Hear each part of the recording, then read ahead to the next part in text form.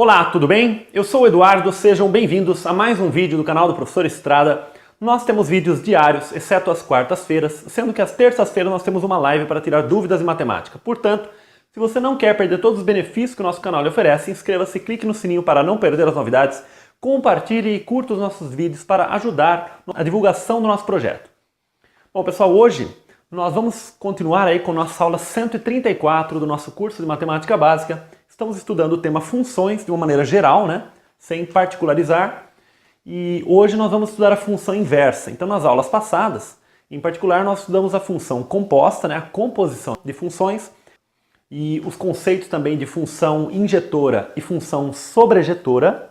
E esses assuntos vão servir de base para a gente definir a função inversa, né? Ou seja, a inversão de funções. Como é que nós invertemos uma função e quais são as condições necessárias sobre uma função para que ela possa ser invertível, não é?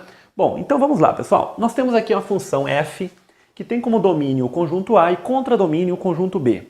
Bom, vamos analisar, aqui eu fiz um diagrama de flechas, né? A função f. Então aqui nós temos este elemento, né? Ele tem como por imagem este outro elemento tem este outro elemento como imagem e assim por diante, né? O que nós já estamos acostumados. Agora, qual é a ideia da função inversa? A função inversa, a ideia é o seguinte, a imagem deste elemento x aqui, né, vou chamar de x, a imagem dele é um f de x aqui, ok? Qual que é a ideia? É nós construirmos uma função g que vai de b para a, ou seja, que volta, né? Então a função f tem como domínio a e contradomínio b. A função g ela vai ter como domínio b e contradomínio a. Por isso que nós falamos em função inversa. E a ideia da função inversa é a seguinte. Nós vamos deste elemento, nós vamos ter que aplicar uma função neste elemento e voltarmos para cá. Eu vou desenhar aqui. A ideia aqui seria a seguinte. Uma função aqui, né, g, né, que voltaria deste elemento para este, mas isso para todos os elementos. Ou seja, a função f viria para cá, não é isso? Né? E a função g viria para cá. Então, é a inversão da função. No entanto, pessoal, eu vou apagar aqui para não poluir muito a figura.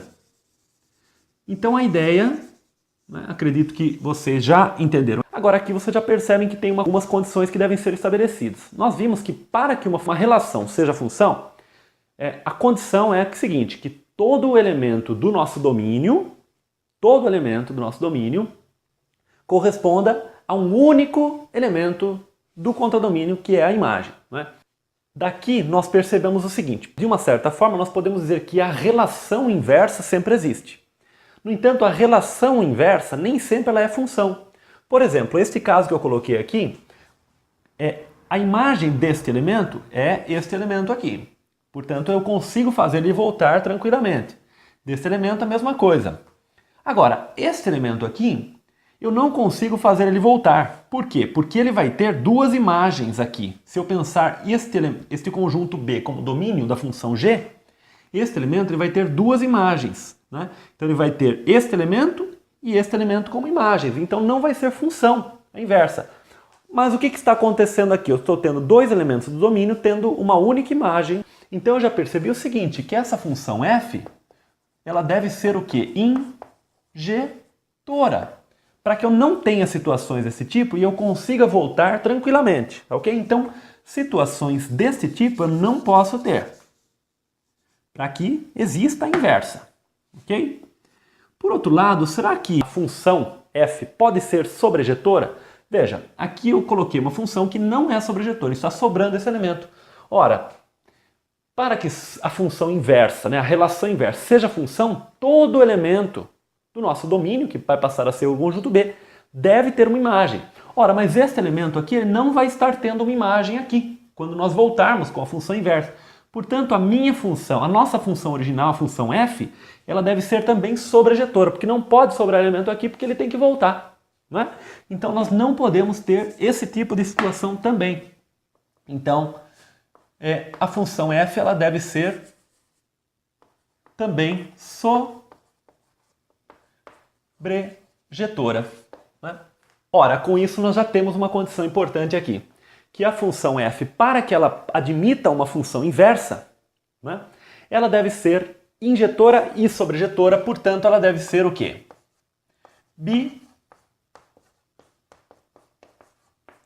Bijetora. Ok? Então, a conclusão que nós chegamos aqui é o seguinte: se uma função f admite uma função inversa, então ela é bijetora, né? Ocorre que é possível mostrar que se uma função ela é bijetora, então ela admite função inversa. Então, nós podemos dizer que uma função é invertível, ou seja, admite inversa, se e somente se ela for bijetora. Quer dizer, ser bijetora é uma condição necessária e suficiente para que uma função seja inversa. Sobre esses conceitos de se e somente se, condição necessária e suficiente, revisem a nossa playlist de lógica matemática, que nós explicamos todos esses conectivos lógicos aí, tá ok? Bom, com base nisso, então, nós conseguimos definir essa função g, que é a função inversa. Mas qual seria a condição sobre essa função g? Ora, vamos observar o seguinte. Agora nós estamos dentro de uma situação em que nós temos a função inversa. Bom, qual que seria a ideia? A função f ela vai levar os elementos aqui do conjunto A sobre o conjunto B. Bom, então o x aqui nós estamos associando com o f de x. A função inversa, qual vai ser a condição aqui? Este f de x, ele não vai poder se associar a este outro x aqui. Ele vai ter que associar a este x. Então o g calculado neste f de x deve resultar x. Ou seja, o g de f de x deve ser igual a x. Isto gera, muitas vezes, pessoal, nós acabamos, em vez de poluirmos a figura aqui com uma outra seta vindo para cá, nós trabalhamos com a composição de funções, que é de fato a maneira mais clássica de se definir a função inversa, que é a seguinte.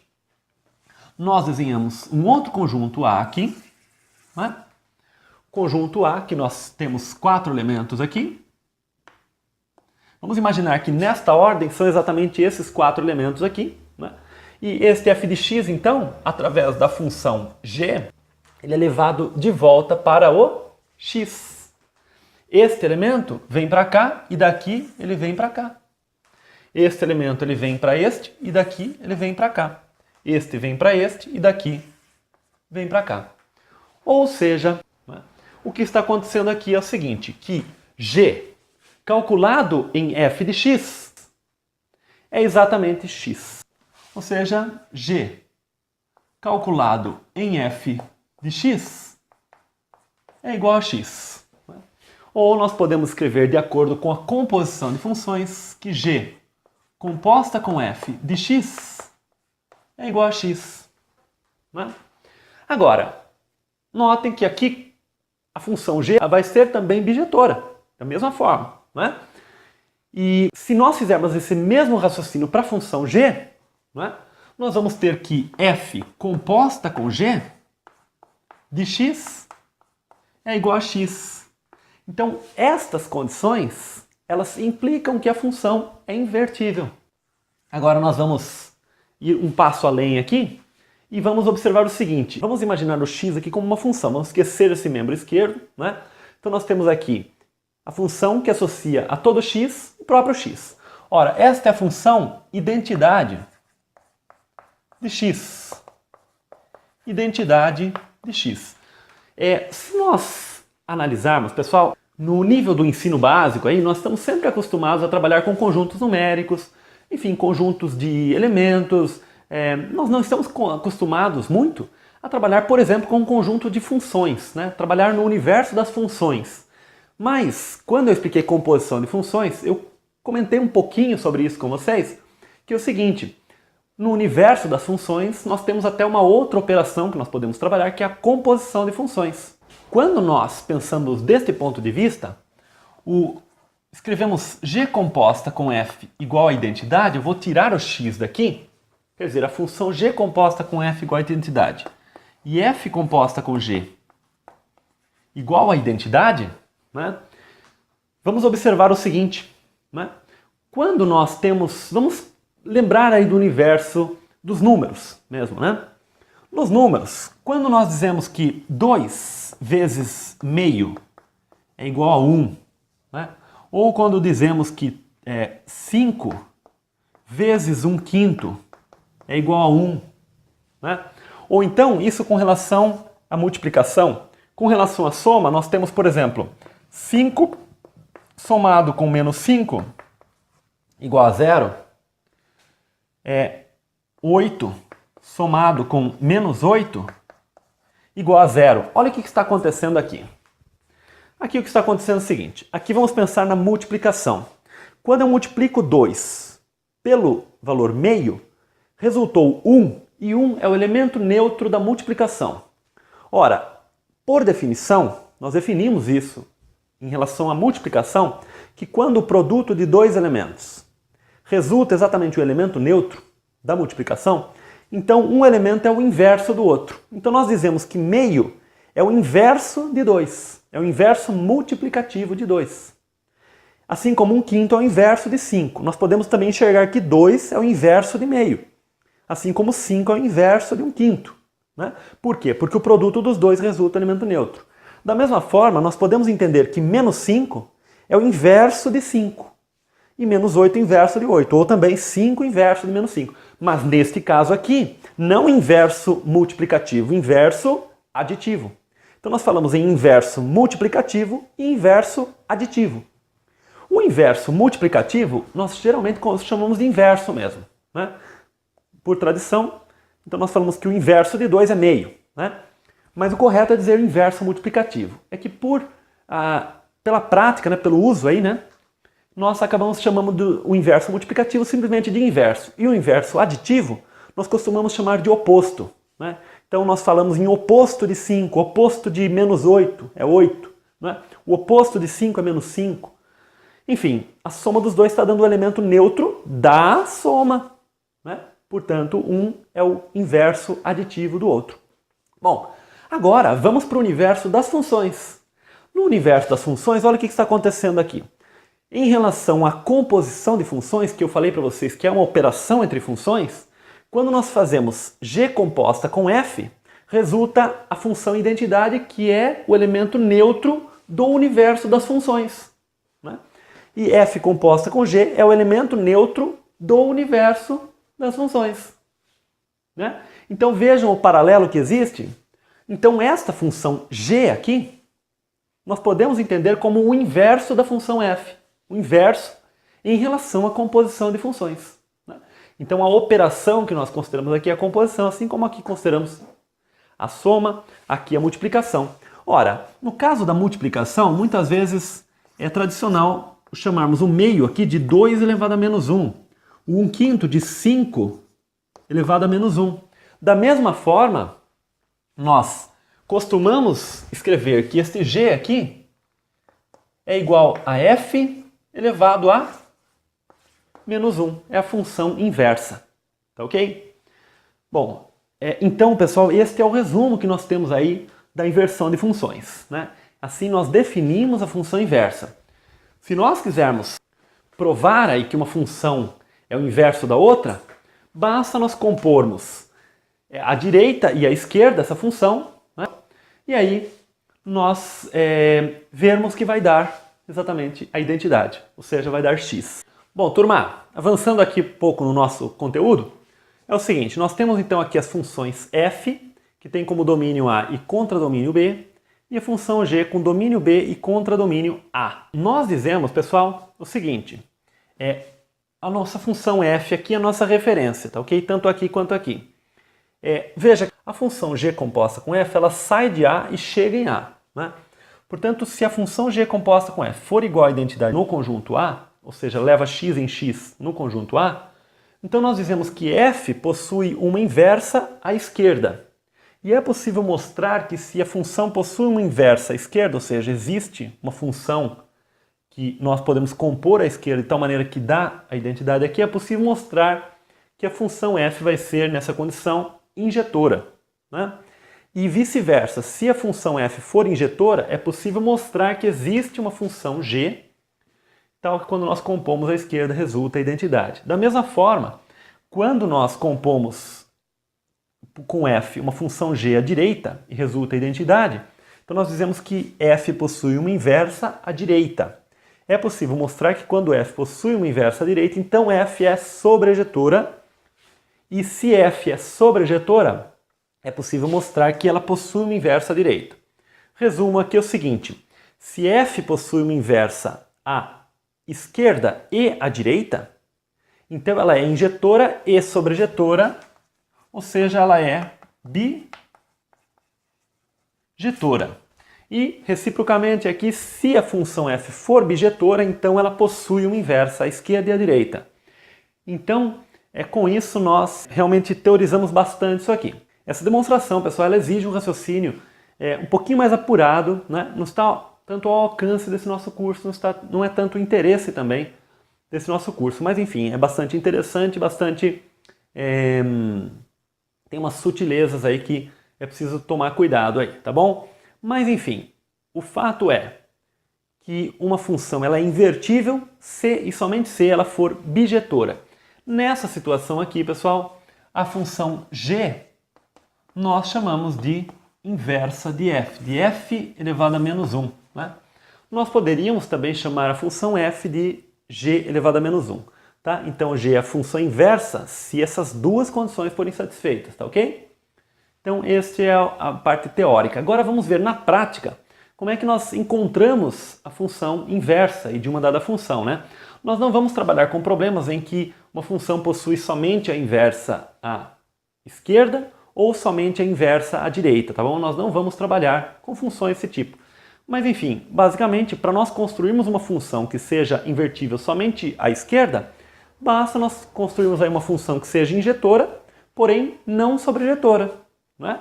E para nós construirmos uma função que seja invertível somente à direita, basta nós construirmos uma função que seja sobrejetora, porém não injetora, ok? À medida que nós colocarmos as duas condições, injetividade e sobrejetividade, então nós teremos a bijetividade, e aí a função vai ser invertível tanto à esquerda quanto à direita, ok? Mas vamos agora trabalhar com um lado mais prático aqui da matéria. Bom, turma, vamos fazer aqui nosso primeiro exercício aqui, é o seguinte. Função f com domínio e contradomínio reais, definida aí como f de x igual a 2x menos 4. Bom, a primeira coisa aqui, nós vamos obter a função inversa, tá ok? Então nós queremos uma função tal que quando nós compormos tanto a esquerda quanto a direita com a função f, vai dar sempre x, que é a função identidade. Vamos mostrar agora aqui, pessoal, na própria demonstração destes resultados que eu acabei de mostrar agora há pouco para vocês aqui, o método para nós construirmos a função inversa, né? Pois nas demonstrações nós precisamos construir de uma maneira geral, é o seguinte, basicamente, nós trocamos x por y e y por x. Esta é o modo aí como nós construímos a função inversa, tá ok? Então, a ideia aqui é a seguinte, vamos escrever aqui este f de x como y igual a 2x menos 4. Então, nós temos que y igual a 2x menos 4. Só apenas escrevi f de x como sendo y. Agora, qual que vai ser a ideia aqui? Nós vamos trocar x por y e y por x. Os alunos aí mais atentos vão se lembrar da nossa aula de transformações de funções. Nós trabalhamos com esse tipo de transformação, uma função em que nós trocamos x por y e y por x. Mas nós já vamos chegar a esse ponto, tá ok? Eu falei que aquilo seria aplicado futuramente em função inversa em particular, né? Então vamos trocar nesta função o x por y, né? E o y por x. Então eu troquei aqui o y por x e o x por y. Agora nós vamos isolar o y nesta expressão aqui de baixo, né? Então nós vamos ficar com o seguinte, 2y igual a x mais 4. Então eu escrevi o seguinte, esse 2y eu mantive, então eu escrevi x e o menos 4 passou somando, né? Só escrevi o 2y à esquerda mesmo. Agora esse 2 ele vai passar dividindo. Então vai ficar y igual a x mais 4 sobre 2. Bom, esta aqui, pessoal, é a nossa função inversa, tá ok? Então a nossa função inversa é o seguinte, a função inversa aplicada em x, aí é x mais 4 sobre 2. Bom, por que nós fazemos essa substituição aqui, pessoal? Essa troca aqui, né? Bom, primeiro para nós isolarmos sempre o y, e nós temos sempre a ideia de que o y é que é a função de x, né? Então, nesse sentido, nós sempre imaginamos o x no domínio, né? E essa função inversa aqui, ela também vai ter aí o mesmo domínio e o mesmo contradomínio, na verdade, o conjunto imagem, né?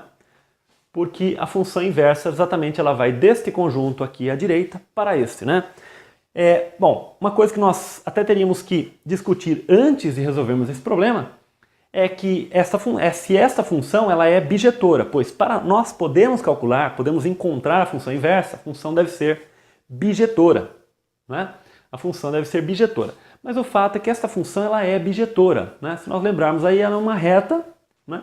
Que ela existe aí para cada elemento do domínio, nós temos uma imagem diferente, portanto ela é injetora, e todos os elementos do nosso contradomínio possuem um elemento do domínio que tem aquele elemento por imagem.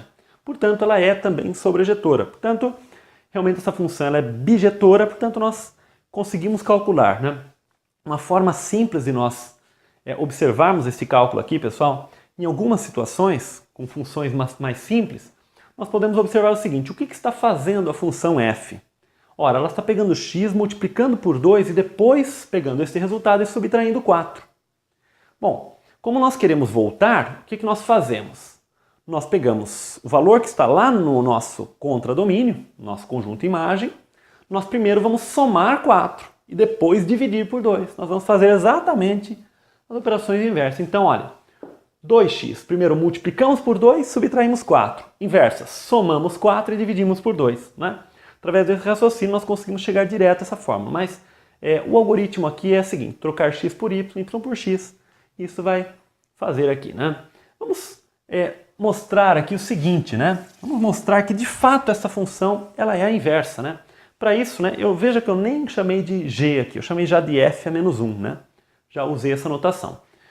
Bom, vamos fazer o seguinte, vamos calcular f composta com f menos 1 de x. Quanto é que dá f composta com f a menos 1 de x? Bom, f de f a menos 1 de x. Isto é f de f a menos 1 de x. Ora, mas f menos 1 de x é dado por x mais 4 sobre 2. Então nós temos f calculado aí em x mais 4 sobre 2.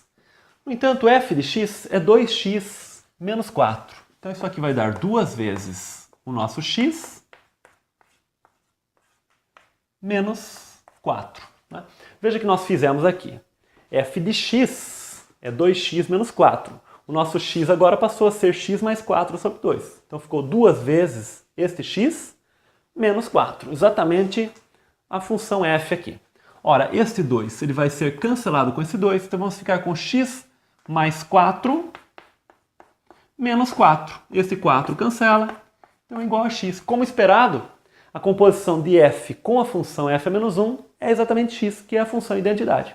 Ou seja, eu estou calculando a função f a menos 1, né, de um valor x, estou levando num outro valor. Quando eu calculo novamente a função f, ela volta para aquele valor. E quando nós fazemos f a menos 1 composta com f de x, que resultado nós vamos ter aqui? Bom, f menos 1 composta com f de x vai dar f menos 1 de f de x, ou seja, f menos 1 de 2x menos 4. Ora, mas f menos 1 de 2x menos 4, como f menos 1 de x é x mais 4 sobre 2, enfim, este valor x nós vamos somar 4 e dividir por 2. Agora o nosso x é 2x menos 4, então vamos ficar com 2x menos 4, que é o nosso x, mais 4 sobre 2. Olha, x mais 4 sobre 2. Agora, sem retirar os parênteses, já vou cancelar esse menos 4 com o mais 4 aqui.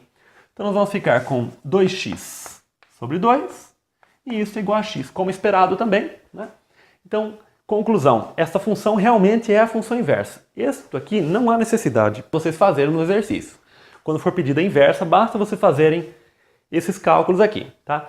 Foi apenas para mostrar que realmente satisfaz aí a questão de, veja, nós mostramos que a função f a menos 1, ela é inversa à direita da função f e ao mesmo tempo é inversa, portanto é a inversa. Quando nós achamos uma função que é a inversa à direita, ou seja, que a composição resulta a identidade, e a esquerda também resulta a identidade, portanto esta vai ser a função inversa, tá bom? Só para vocês entenderem melhor o que está acontecendo aqui.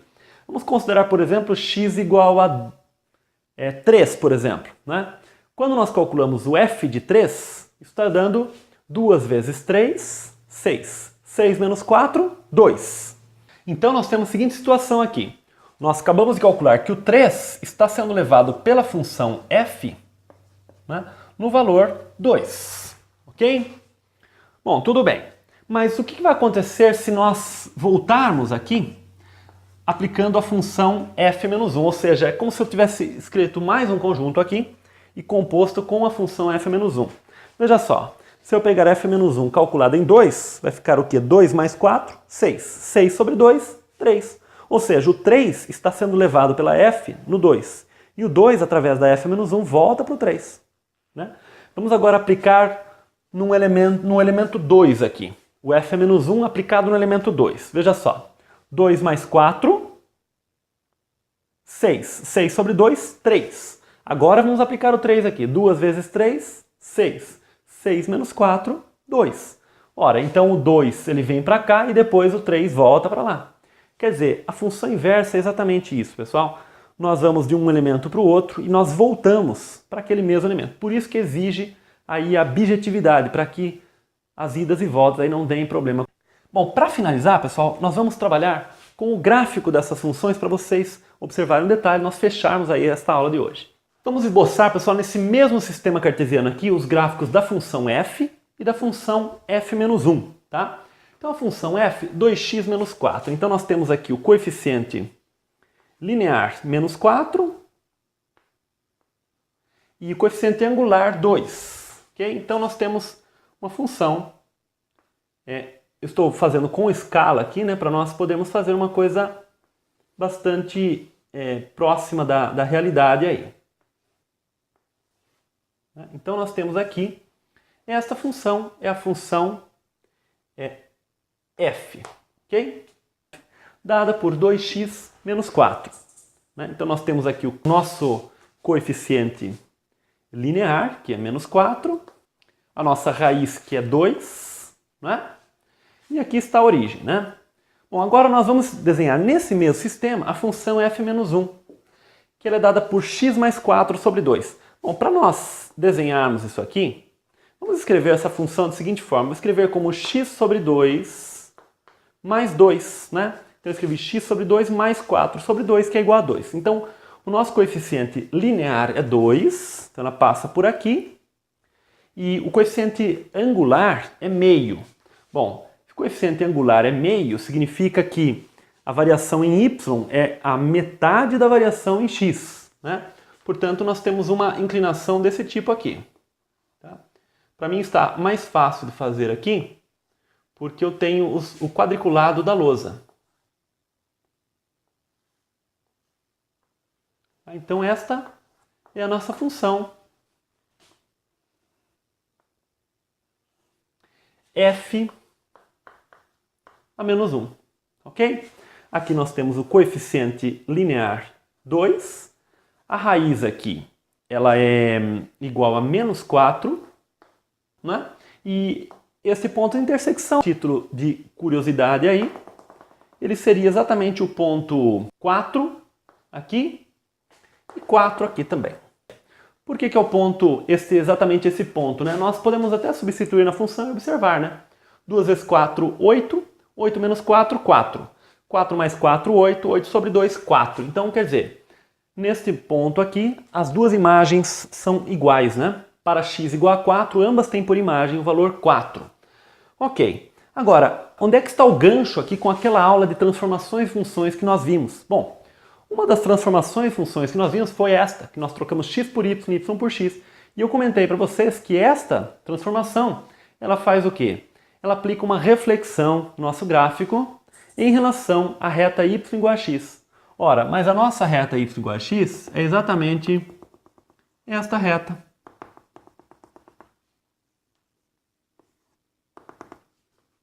Esta é a reta y igual a x. É exatamente a bissetriz, ou seja, esta reta ela cruza, ela corta exatamente no meio aqui, né? É bissetriz, né, porque ela divide este ângulo em dois ângulos exatamente iguais, né? Como esse ângulo é 90 graus, né? Já adiantando, é um ângulo reto, dois ângulos de 45 graus aqui.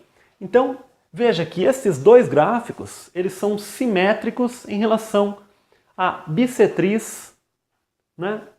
Y igual a x.